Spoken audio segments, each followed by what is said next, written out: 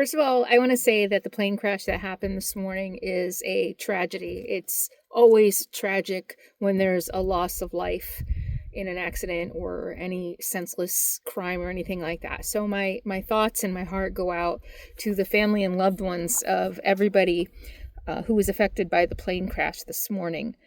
My name is Carolyn. This is my political channel called As I See It. I do also have a channel about RV life, but this is where I talk about things that matter. Everything matters, but politics and things like that. Today, what I want to talk to you about is the DEI dog whistle. When the President of the United States stands up and blames a tragedy for DEI, and this isn't the first time I have seen this happen, that anything bad that happens, we're going to blame diversity, equity, and inclusion. And I want to tell you what that really means, what that dog whistle is saying.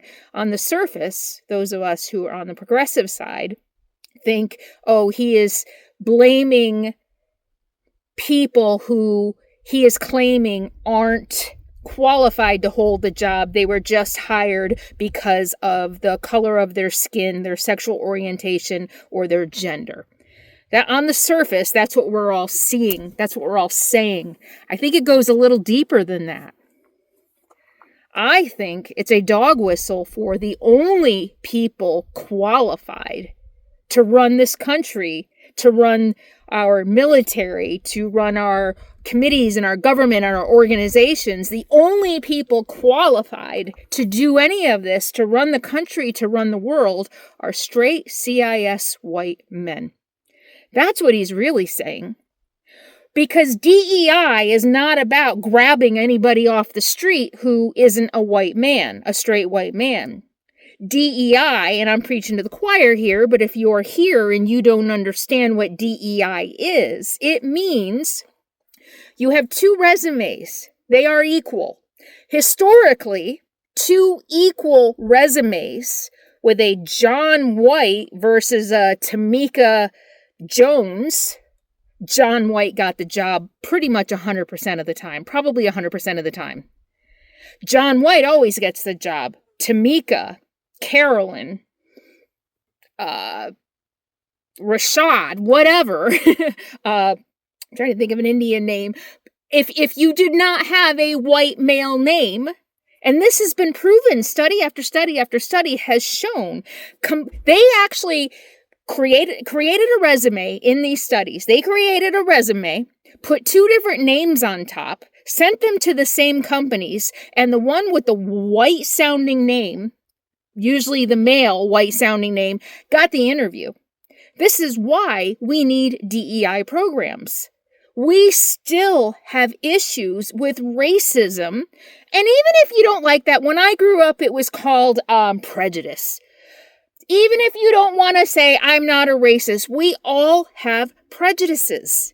We all have, because of the country we grew up in, we all have built-in certain ideas about people based on how they look, where they came from, what their accent might be, where they went to school, how they pray, whether they pray or they don't pray. This is natural human condition.